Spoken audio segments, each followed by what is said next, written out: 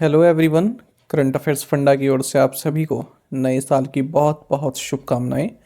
मैं आपके साथ अभिषेक शर्मा हूं और आज के इस वीडियो सेशन में हम 1 जनवरी तक के सभी इंपॉर्टेंट करंट अफेयर्स कवर करने वाले हैं। हमेशा की तरह आप इस वीडियो को अंत तक जरूर देखिएगा। आज भी आपको काफ़ी कुछ जानने के लिए मिलेगा। साथ ही गाइस, इस सेशन को शुरू करने से पहले आप सभी को बताना चाहूँगा, यदि आप हमारे daily current affairs PDF, weekly PDF, monthly PDF और हर महीने के banking and economics current affairs चाहते हैं तो आप हमारा जो करंट अफेयर्स फंडा का 1 ईयर मेंबरशिप प्लान है इसको बाय कर सकते हैं 249 रुपीज़ में। और इसमें भी आपको 10% ऑफ मिल जाएगा यदि आप CAF10 ये कूपन कोड अप्लाई करते हैं। इस मेंबरशिप की जो वैलिडिटी है ये 1 साल की होती है। और किस तरह से आप इस मेंबरशिप को ले सकते हैं, आपको simply current affairs funda app install करना है, वहाँ आपको ये मेंबरशिप प्लान मिल जाएगा। लिंक आपको इस वीडियो के डिस्क्रिप्शन में भी हम दे देंगे या फिर फर्स्ट कमेंट में भी मिल जाएगा। कोई भी अगर आपका डाउट है हमारे पीडीएफ कोर्स संबंधित तो आप प्लीज़ कमेंट बॉक्स में ज़रूर लिखिएगा। तो चलिए फिर करते हैं शुरुआत इस वीडियो सेशन की। सबसे पहले आज का क्वेश्चन देख लेते हैं। Who are the beneficiaries of the newly launched Prahari app? हाल ही में लॉन्च किए गए प्रहरी ऐप के लाभार्थी कौन हैं? ऑप्शंस आपके सामने हैं railways, navy officials, Indian air force या फिर बॉर्डर सिक्योरिटी फोर्स। ये क्वेश्चन हम एमसीक्यू फॉर्मेट में भी कर चुके हैं, तो कमेंट बॉक्स में आप आंसर बताइएगा, फिर आगे बढ़ेंगे। बिल्कुल लेटेस्ट क्वेश्चन है करंट अफेयर से संबंधित। और आप करंट अफेयर्स फंडा को टेलीग्राम पर भी ज्वाइन कर लीजिए, वहाँ पर भी हम सेम क्वेश्चन आपका डेली पोस्ट करते हैं। जो हम करंट अफेयर सेशन में पूछते हैं उसका आंसर भी वहीं पर आपको पता चल जाता है।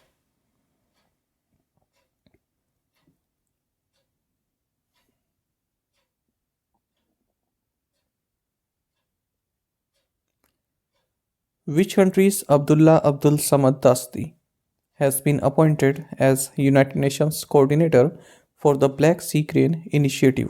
किस देश के अब्दुल्ला अब्दुल समद दास्ती को ब्लैक सी क्रेन इनिशिएटिव पहल के लिए संयुक्त राष्ट्र समन्वयक नियुक्त किया गया है? ऑप्शंस आपके सामने हैं। सही आंसर ऑप्शन सी कुवैत है। आपको जानना चाहिए United Nations secretary general Antonio Guterres, जिनकी इमेज हमने अभी क्वेश्चन में देखी, इन्होंने अनाउंस किया है कि कुवैत के अब्दुल्ला अब्दुल समद दास्ती ये यूनाइटेड नेशंस कोऑर्डिनेटर अपॉइंट किए गए हैं ब्लैक सी ग्रेन इनिशिएटिव के लिए। आपको जानना चाहिए ब्लैक सी ग्रेन इनिशिएटिव, इसे यूक्रेन, टर्की, रशियन फेडरेशन और यूनाइटेड नेशंस ने 22 जुलाई को लॉन्च किया था, ताकि यूक्रेन से जो ग्रेन है, फूड स्टफ्स है, फर्टिलाइजर्स हैं, इनका एक्सपोर्ट रिजम्पशन किया जा सके, फिर से चालू किया जा सके। Ajay Kumar Srivastava is the new MD and CEO of which bank? Ajay Kumar Srivastava किस बैंक के नए MD और CEO नियुक्त किए गए हैं?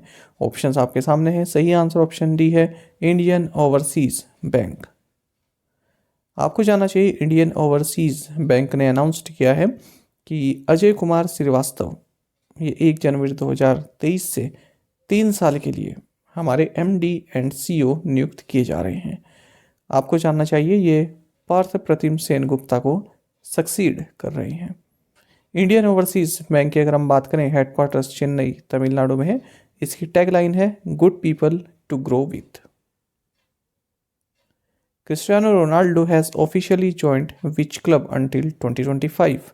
क्रिस्टियानो रोनाल्डो आधिकारिक तौर पर 2025 तक किस क्लब में शामिल हो गए हैं? ऑप्शंस आपके सामने हैं। सही आंसर ऑप्शन ए है, अल नासर। आपको जानना चाहिए पोर्चुगीज फुटबॉलर क्रिस्टियानो रोनाल्डो, इन्होंने ऑफिशियली सऊदी अरेबियन क्लब है अल नासर, इसको ज्वाइन कर लिया है। और इससे पहले मैनचेस्टर यूनाइटेड में थे, उसको इन्होंने छोड़ दिया था, आप सभी जानते हैं। तो ये जो रोनाल्डो का कॉन्ट्रैक्ट है ये जून 2025 तक वैलिड है और इसके थ्रू ये लगभग 500 मिलियन यूरोज कमाने वाले हैं, including commercial deal. Who won India's first ever silver medal in the FIDE World Blitz Chess Championships in Almaty, Kazakhstan?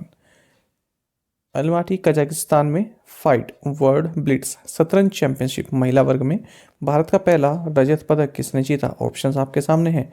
सही answer option B, Koneru Humpy.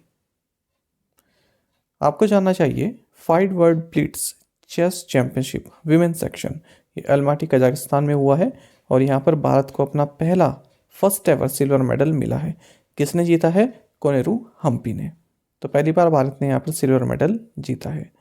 आपको जानना चाहिए कोनेरू हम्पी ने चाइना की जोंगी तान को हराकर ये सिल्वर मेडल जीता है।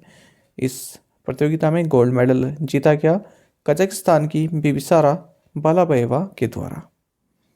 आपको जानना चाहिए हम्पी सेकंड इंडियन बन गई हैं जिन्होंने वर्ल्ड ब्लिट्स चेस चैंपियनशिप में कोई मेडल जीता है। इससे पहले विश्वनाथ आनंद भी यहाँ मेडल जीत चुके हैं। साथ ही आपको जानना चाहिए ग्रैंड मास्टर माग्नस कार्लसन नॉर्वे के हैं। इनकी कंट्री याद रखिएगा, कई बार एग्जाम में पूछी जाती है। नॉर्वे के हैं ये। इन्होंने 2022 का वर्ल्ड रैपिड चैंपियनशिप जो कि अल्माटी कजाकिस्तान में हुआ है इसे जीत लिया है। साथ ही आपको जानना चाहिए इसी वर्ल्ड रैपिड चैंपियनशिप में भारत की बी सविता श्री, इन्होंने ब्रॉन्ज मेडल जीता है विमेंस इवेंट में और ये थर्ड इंडियन बन गई है विश्वनाथ आनंद और हम्पी के बाद जिन्होंने कोई मेडल जीता है वर्ल्ड रैपिड चैंपियनशिप में। Who won national billiards championship, national billiards championship किसने जीती? ऑप्शंस आपके सामने है। सही आंसर ऑप्शन डी है ब्रिजेश दमानी। तो इंडियन ऑयल की ओर से ब्रिजेश दमानी, इन्होंने अपना मेडन नेशनल बिलियर्ड्स चैंपियनशिप जीता है। इन्होंने PSPB प्लेयर ध्रुव सितवाला को हराया है। ये चैंपियनशिप इंदौर मध्य प्रदेश में संपन्न हुई है। The first case of the lumpy skin disease was reported in which state, lumpy चर्म रोग का पहला मामला किस राज्य में सामने आया था? ऑप्शंस आपके सामने हैं। सही आंसर ऑप्शन ए उड़ीसा है। ये क्वेश्चन क्यों लिया गया है जानते हैं। हाल ही में एक MOU साइन किया गया है God pox vaccine lumpy provoke के प्रोडक्शन से संबंधित। नागपुर में ये MOU साइन किया गया। आपको जानना चाहिए जो लंपी स्किन डिसीज़ है एनिमल्स में उसको कंट्रोल करने के लिए गॉड पॉक्स वैक्सीन को यूज़ किया जा रहा है और काफ़ी हद तक ये इफ़ेक्टिव भी साबित हुई है। आपको जानना चाहिए national centre for veterinary type culture ICR national research centre on equines Hisar Haryana, इन्होंने ICR Indian veterinary research institute Izatnagar UP के साथ मिलकर लंपी प्रोक वैक्सीन को बनाया है। आपको जानना चाहिए एग्रीनोवेट इंडिया लिमिटेड ने नॉन एक्सक्लूसिव राइट्स दिए हैं कमर्शियल प्रोडक्शन के लंपी प्रोवैक के। किसे दिए हैं? Institute of veterinary biological products Pune. तो ये जो है institute of veterinary biological products Pune, इसको नॉन एक्सक्लूसिव राइट्स दिए गए हैं एग्रीनोवेट इंडिया लिमिटेड के द्वारा कि आप लंपी प्रोवैक का कमर्शियल प्रोडक्शन कर सकते हैं। आपको जानना चाहिए लंपी स्किन डिजीज़ के बारे में। साल 2019 में भारत में रिपोर्ट की गई और इसका पहला केस उड़ीसा राज्य में रिपोर्ट किया गया था। Which of the following has rolled out the 100th medium range surface to air missile kit for delivery to the Indian Armed Forces? निम्नलिखित में से किसने भारतीय सशस्त्र बलों को डिलीवरी के लिए 100वीं मध्यम श्रेणी की सतह से हवा में मार करने वाली मिसाइल किट तैयार की है? ऑप्शंस आपके सामने हैं। सही आंसर ऑप्शन सी है कल्याणी राफेल एडवांस्ड सिस्टम्स। आपको जानना चाहिए Kalyani Rafael advanced systems private limited, इन्होंने 100th medium range surface to air missile kit roll out की है इंडियन आर्म फोर्सेस के लिए। आपको जानना चाहिए जो एक किट है ये MRSAM medium range surface to air missile का ये पार्ट है, इस सिस्टम का ये पार्ट है। इसको जॉइंटली डेवलप किया गया है राफेल एडवांस डिफेंस सिस्टम और DRDO के द्वारा और MSME को मिलाकर जो भी प्राइवेट और पब्लिक सेक्टर प्लेयर्स हैं उनके द्वारा इसे मैन्युफैक्चर किया जा रहा है उनके साथ मिलकर। Which country kicked off its annual drill Zulfiqar 1401 in the coastal area of the gulf of Oman? Oman ही खाड़ी के तटीय क्षेत्र में किस देश ने अपना वार्षिक ड्रिल ज़ुल्फ़िकार 1401 शुरू किया है? ऑप्शंस आपके सामने हैं। सही आंसर ऑप्शन ए ईरान है। तो ईरान की मिलिट्री ने किक्ड ऑफ, यानी कि किक्ड ऑफ का मतलब होता है कि इस चीज़ को शुरुआत करना। इन्होंने अपनी एक एनुअल ड्रिल की शुरुआत की है जो गल्फ ऑफ ओमान है उसके कोस्टल एरिया में और स्ट्रेट ऑफ हॉर्मुज के समीप। आपको बता दें जो स्ट्रेट ऑफ हॉर्मुज है ये पर्शियन गल्फ के माउथ पर लोकेटेड है। तो इस एक्सरसाइज का नाम है ज़ुल्फ़िकार 1401। तो इसमें drones, fighter jets, helicopters, military transport aircraft, submarines, ये सभी पार्टिसिपेट करते हैं। काफ़ी लार्ज स्केल एक्सरसाइज है ईरान की। आपको जानना चाहिए गल्फ ऑफ ओमान के बारे में। ये एक स्टैटिक जीके का आप पार्ट समझ सकते हैं। ये अरेबियन सी को स्ट्रेट ऑफ हॉर्मुज से कनेक्ट करता है और उसके बाद पर्शियन गल्फ तक जाता है। अगर हम गल्फ ऑफ ओमान की बात करें तो ईरान, पाकिस्तान, ओमान और यूनाइटेड अरब अमीरात इसको बॉर्डर करते हैं। India and Cyprus signed agreement on defence and military cooperation. What is the capital of Cyprus? Bharat और साइप्रस ने रक्षा और सैन्य सहयोग पर समझौते पर हस्ताक्षर किए। साइप्रस की राजधानी क्या है बताइए। ऑप्शंस आपके सामने हैं। सही आंसर ऑप्शन ए है निकोशिया। देखिए इस क्वेश्चन में पर्टिकुलरली मैंने राजधानी आपसे इसलिए पूछा क्योंकि साइप्रस की कैपिटल कई बार पूछी जाती है स्टैटिक जीके के आधार पर।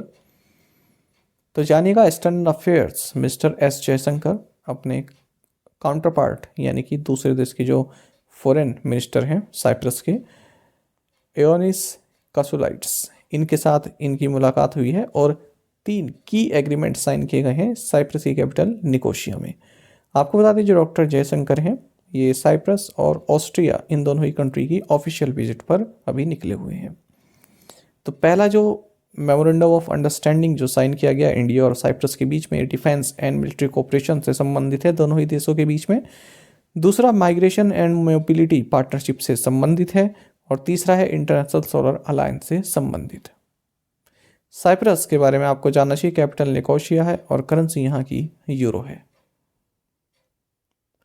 Which former governor of the RBI has authored the book titled Fox in the Road, My Days at RBI and Beyond? RBI के किस पूर्व गवर्नर ने फॉक्स in the road my days at RBI and beyond नामक पुस्तक लिखी है? सही आंसर यहाँ ऑप्शन डी रहने वाला है, सी रंगराजन या फिर चक्रवर्ती रंगराजन। आपको जानना चाहिए जो बुक है फॉक्स in the road my days at RBI and beyond, ये एक मेमोआर है डॉक्टर सी रंगराजन का। डॉक्टर सी रंगराजन का नाम आप सभी जानते होंगे, ये इंडियन इकोनॉमिस्ट हैं, फॉर्मर मेंबर ऑफ पार्लियामेंट हैं और 19th गवर्नर रहे रिजर्व बैंक ऑफ इंडिया के। और क्या आप ये फैक्ट भी जानते हैं ये आंध्र प्रदेश के गवर्नर भी रहे हैं 1997 से 2003 के बीच में। एग्जाम में क्वेश्चन बन सकता है कि कौन से पूर्व RBI गवर्नर किसी राज्य के भी गवर्नर रह चुके हैं। तो 4 ऑप्शंस आपको उसमें मिलेंगे और सही आंसर उसमें डॉक्टर सी रंगराजन रहेगा। National geospatial policy 2022 aims to develop high resolution topographical survey and mapping and a high accuracy digital elevation model for the entire country by which year. राष्ट्रीय भूस्थानिक नीति 2022 का उद्देश्य किस वर्ष तक पूरे देश के लिए उच्च रेजोल्यूशन स्थलाकृतिक सर्वेक्षण और मानचित्र और एक उच्च सटीकता वाला डिजिटल उन्नयन मॉडल विकसित करना है। ऑप्शंस आपके सामने हैं। सही आंसर ऑप्शन सी 2030। आपको जानना चाहिए जो ministry of science and technology है इन्होंने नेशनल स्पेशल पॉलिसी 2022 को नोटिफाई कर दिया है। इसका जो ड्राफ्ट है ये लास्ट ईयर फरवरी में लॉन्च किया गया था या फिर पब्लिक के सामने लाया गया था। आपको जानना चाहिए इस पॉलिसी का एम क्या है। तो इस पॉलिसी का एम है to develop high resolution topographical survey and mapping and a high accuracy digital elevation model for the entire country by 2030। तो 2030 तक जो भूमि है उसका हाई रेजोल्यूशन टोपोग्राफिकल सर्वे करना और उसकी मैपिंग प्रोवाइड कराना। आपको जानना चाहिए गवर्नमेंट ऑफ इंडिया ये भी देख रही है कि integrated data and information framework को इस्टेब्लिश किया जाए जिसके तहत जो स्पेशल नॉलेज इंफ्रास्ट्रक्चर को डेवलप किया जाए 2030 तक। Which state approved ₹367 crore for empowerment of women in agriculture.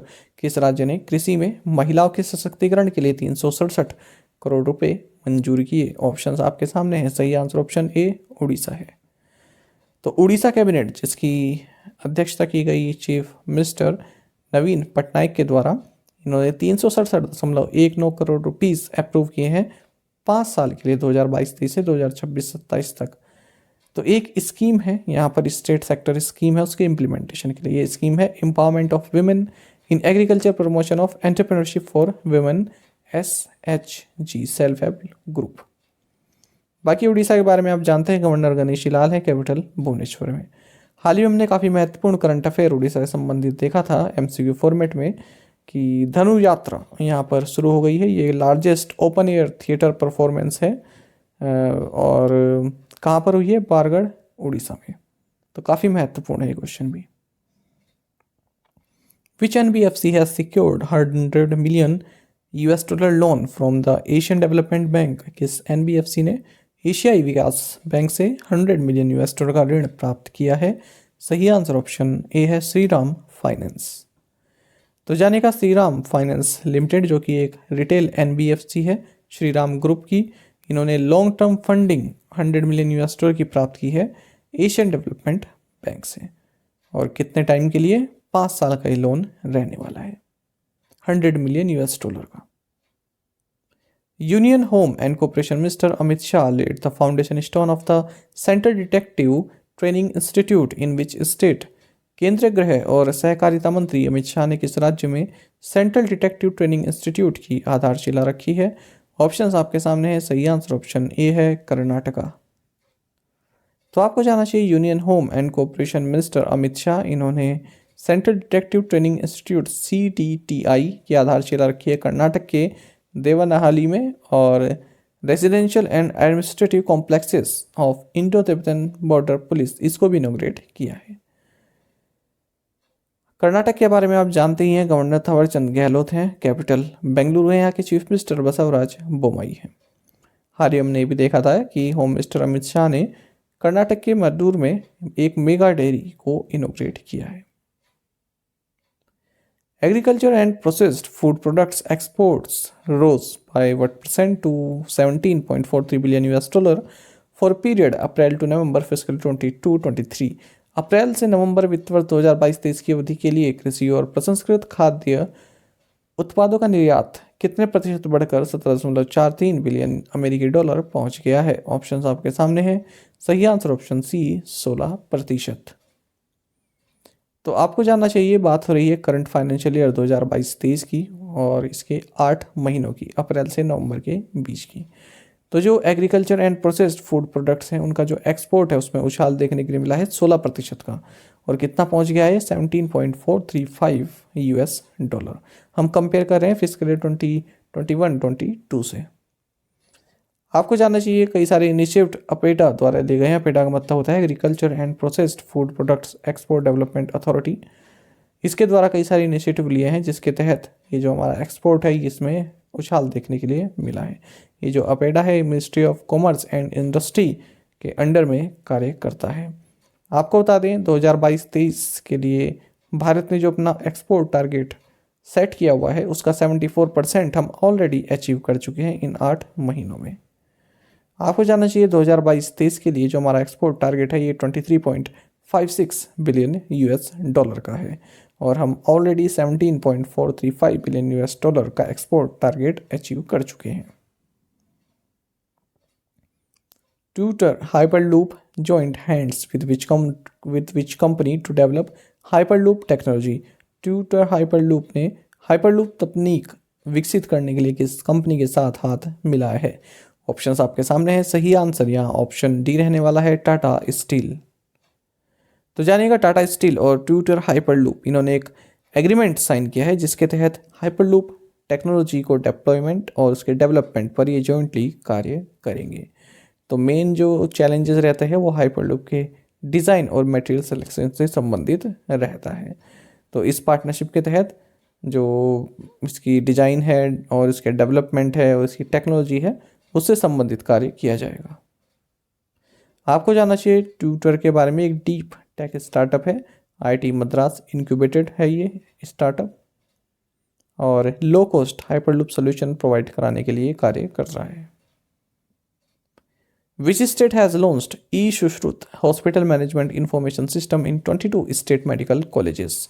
किस राज्य ने 22 राज्य के मेडिकल कॉलेजों में ई-सुश्रुत अस्पताल प्रबंधन सूचना प्रणाली लॉन्च की है? ऑप्शंस आपके सामने है। सही आंसर ऑप्शन सी रहेगा, उत्तर प्रदेश। तो आपको जानना चाहिए उत्तर प्रदेश गवर्नमेंट ने हाल ही में e Sushrut hospital management information system HMIS इसको लॉन्च किया है राज्य के 22 स्टेट मेडिकल कॉलेजेस में। ये जो नया ई हेल्थ इनिशिएटिव है इसको स्टेट मेडिकल एजुकेशन डिपार्टमेंट ने centre for development of advance computing CDAC के साथ मिलकर लॉन्च किया है। और जो भी मेमोरेंडम ऑफ एग्रीमेंट हैं इससे संबंधित ये सभी ई सुश्रुत HMIS सॉफ्टवेयर के थ्रू पूरे किए गए हैं। आपको जानना चाहिए इस नए इनिशिएटिव के तहत जो पेशेंट रजिस्ट्रेशन है, एडमिशन है, discharge, ambulance, food, medicine, details and availability of doctors ये सभी ऑनलाइन प्राप्त किए जा सकते हैं ई सुश्रुत HMIS सॉफ्टवेयर के थ्रू। हाल ही में हमने भी देखा कि उत्तर प्रदेश गवर्नमेंट ने लोकल बॉडी इलेक्शंस में OBC रिजर्वेशन से संबंधित एक 5 मेंबर पैनल अपॉइंट किया है। हम ये क्वेश्चन MCQ फॉर्मेट में देख चुके हैं। Which of the following has become the first complete library constituency in India? निम्नलिखित में से कौन सा भारत का पहला पूर्ण पुस्तकालय निर्वाचन क्षेत्र बन गया है? सही आंसर यहाँ ऑप्शन डी रहने वाला है, धर्मदम। तो देखिए केरल के चीफ मिनिस्टर पिनरई विजयन इनकी कॉन्स्टिट्यूएंसी ने एक रिकॉर्ड क्रिएट किया है। ये इकलौती कॉन्स्टिट्यूएंसी बन गई है इंडिया में जहाँ पर हर एक वार्ड में लाइब्रेरी मौजूद है। तो जो यहाँ के CM है विजयन इनकी कॉन्स्टिट्यूएंसी है धर्मदम। तो यहाँ पर जितने भी वार्ड हैं उन सभी में लाइब्रेरी जो है अवेलेबल है और ऐसा पहली बार हो रहा है भारत में। केरल के बारे में बात करें, कैपिटल तिरुवनंतपुरम है, गवर्नर आरिफ मोहम्मद खान है। Who has been adjudged by BCCI as India's best one-day international batsman in 2022? BCCI द्वारा 2022 में भारत का सर्वश्रेष्ठ वनडे इंटरनेशनल बल्लेबाज किसे घोषित किया गया है? सही आंसर यहाँ ऑप्शन बी रहेगा, श्रेयस अय्यर। तो जानिएगा BCCI ने पूरे साल में जो तीनों फॉर्मेट हैं हमारे उनमें इंडिया का जो बेस्ट परफॉर्मर्स रहे हैं उनके नाम उजागर किए हैं। वनडे इंटरनेशनल में बात करें तो बेस्ट बैटर श्रेयस अय्यर हैं और बेस्ट बॉलर मोहम्मद सिराज हैं। बात करें T20 में तो बेस्ट बैटर सूर्य कुमार यादव रहे हैं और बेस्ट बॉलर भुवनेश्वर कुमार। अगर हम बात करते हैं टेस्ट में तो बेस्ट बैट्समैन ऋषभ पंत और बेस्ट बॉलर जसप्रीत बुमराह को नामित किया गया है। प्रीवियस असाइनमेंट क्वेश्चन के आंसर हम देखेंगे। What is full form of ESOP? So इसकी फुल फॉर्म है employee stock ownership plan. What does NESTS stand for in the Indian context? National Education Society for Tribal Students. Which ministry has launched the Prajwala Challenge? Answer is Ministry of Rural Development. 14-kilometer long Angul Balram rail line inaugurated in which state? Odisha. Which bank has reappointed Suresh Khatanar as Deputy MD for a year? Answer is IDBI Bank. Who assumed charge as chairman cum managing director of MOIL Limited? Ajit Kumar Saxena. Indian Coast Guard concluded maiden contract for how many multi-copter drones? 10. Indian Australia Economic Cooperation and Trade Agreement came into force on which date? Answer is 29 December 2022. और आप में से कई students ने बिल्कुल सही answer दिया है। इसी तरह से आप पार्टिसिपेट करते रहिए और फिर से आप सभी को करंट अफेयर्स फंडा की ओर से बहुत बहुत शुभकामनाएं। नए साल की तैयारी करते रहिए और सिलेक्शन आप ले लीजिए। How many recognised national political parties are there in India? MS Prabhakara, journalist, academic and author, passed away. He was from which state? What is India's rank on the global list of the best cuisines for 2022 according to Taste Atlas? Brazilian football icon Pele died at the age of 82. How many times he has won the World Cup? Which country has approved the possible sale of volcano anti-tank mine-laying system to Taiwan? President Draupadi Murmu inaugurated the Mishra Dhatu Nigam white plate mill in which state? Which country linked the deaths of 18 children to syrup Doc 1 Max prepared by Noida-based Marion Biotech? Nepal Prime Minister Pushpak Kamal Dahal has formed an 8-membered cabinet with how many deputy prime ministers? कितने deputy prime ministers हैं इनकी cabinet में, ये आपको बताना है। तो 8वां question काफ़ी महत्वपूर्ण है, इनके आंसर कमेंट बॉक्स में जरूर दीजिएगा और वही रिक्वेस्ट रहती है, ज़्यादा से ज़्यादा संख्या में आप आंसर किया कीजिए। सेशन अच्छा लगता है तो आप लाइक भी कर सकते हैं। साथ ही करंट अफेयर्स फंडा को आप टेलीग्राम पर भी ज्वाइन कर सकते हैं। यहाँ पर रेगुलर वीडियो अपडेट्स और करंट क्विजेस हम आप सभी के लिए डालते रहते हैं। साथ ही डिस्कशन ग्रुप में आप किसी भी क्वेश्चन का सोल्यूशन पा सकते हैं। दोस्तों, यहाँ पर हमारे करंट अफेयर्स की प्लेलिस्ट दी गई है, इसको आप जरूर देखें। अपने दोस्तों के साथ, फेलो एस्पिरेंट के साथ हमारे करंट अफेयर्स को शेयर जरूर करें। आज का ये सेशन आपको कैसा लगा कमेंट बॉक्स में अवश्य बताएगा। Thank you guys.